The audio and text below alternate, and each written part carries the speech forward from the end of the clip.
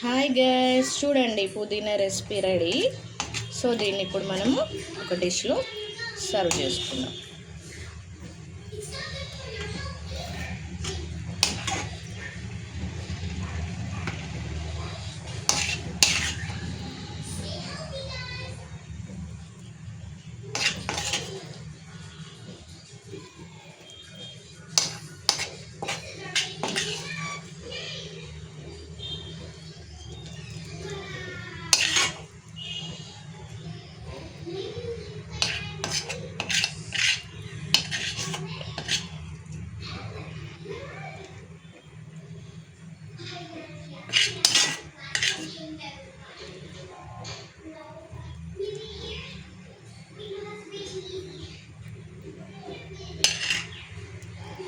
Okay, చూడండి పుదీనా పచ్చడి ఎంతో గుమగుమలాడే టేస్ట్ చాలా బాగుంటుందండి. ఒక్కసారి ట్రై చేయండి, తింటే ఎమ్మి ఎమ్మి ఉంటుంది. కొంచెం నెయ్యి వేసుకొని తినాలి, సూపర్ ఉంటుంది.